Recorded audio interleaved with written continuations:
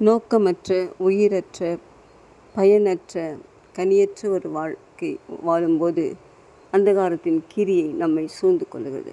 இந்த அந்தகாரத்தின் கிரியை விட்டு எப்படி வெளியே வருவது? அதை தான் கடிந்து கொள்ள வேண்டும் என்று சொல்லி வேதம் சொல்கிறது. கடிந்து கொள்வது என்று சொன்னால் நமக்கு தெரியும் எந்த விதமான சுச்சுவேஷன் நம்மை அந்தகாரத்துக்குள்ளே நடத்துகிறது. சில வேளைகள் அதை விட்டு வெளியே வர வேண்டும் நாம் நினைத்தாலும் அது நம்மை அப்படியே ஒரு சிக்கலுக்குள்ளே கொண்டு போய் விடுகிறது. ஸோ பிரியமானலே, அதனால் நம்முடைய வாழ்க்கை அழிந்து போய்விடும்.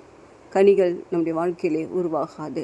ஸோ நீங்கள் இந்த உலகத்திலே மற்றவர்களுக்கு பிரயோஜனமாக கனி உள்ள வாழ்க்கை வாழ வேண்டும் என்று சொன்னால் உங்கள் வாழ்க்கையில் அடிக்கடியே வரக்கூடிய அந்தகாரத்தின் கிரியைகளை நீங்கள் இயேசுவின் நாமத்தை கடிந்து கொள்ளுங்கள். அப்போது நிச்சயமாகவே நீங்கள் பார்த்தீங்கன்னு சொன்னால் கனி உள்ளவளாக மாற முடியும். ஸோ அது அந்தகார கிரியைகள் மிகவும் மோசமானது. ஸோ அது உங்கள் வாழ்க்கையில் வரவிடாதபடிக்கு நீங்கள் எச்சரிக்கையாயிருங்கள். கர்த்தர் உங்களை